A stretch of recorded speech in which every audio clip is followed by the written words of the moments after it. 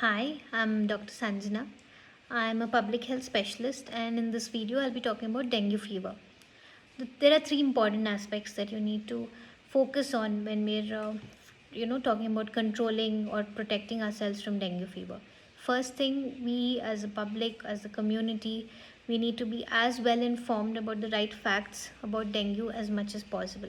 Secondly, is to make sure we're doing everything we can to bring mosquitoes under control in our locality, within our house, and in a larger community as much as possible. And the third and the most important is to seek medical help at the right time without any delay.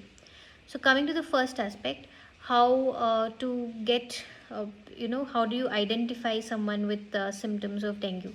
So, dengue, just like a lot of other diseases, has very common presenting symptoms like high fever with chills, and the patient might have shivering and severe headache, and some of them even complain of some classical pain right behind the eye. They can feel it very strongly just behind the eye, or a good proportion of patients come with the skin rashes and extreme fatigue and tiredness and muscle pain and joint pain. So anyone you know, or you, if you yourself are having any of these symptoms, do not hesitate or do not delay in calling and talking to a doctor at any point. Then coming to the mosquito control.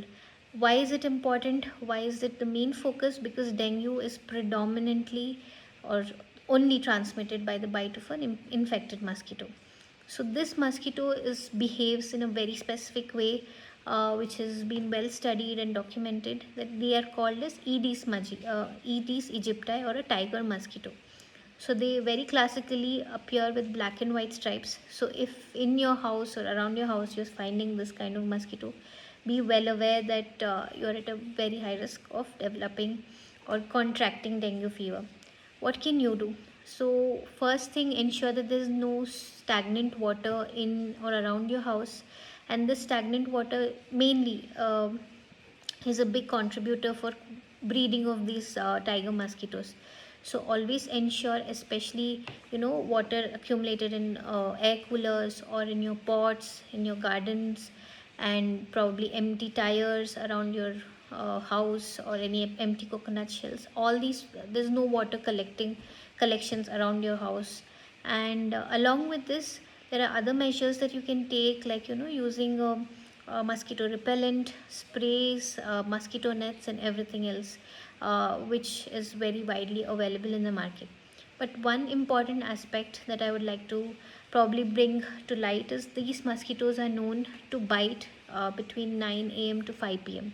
That is the office hours. So if you're going to work, do not be complacent that mosquitoes probably bite you only in the night time or in the early morning. These mosquitoes are very much active during the office hours as well.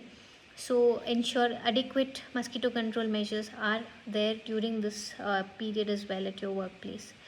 And the last thing, and not the least, is to contact your doctor even at the smallest sign of any of these symptoms, because although dengue does not have a specific treatment or a vaccine in place, early treatment, early management, early supportive care can go in a very long way in preventing a simple dengue fever from complicating to a much serious and serious form of it.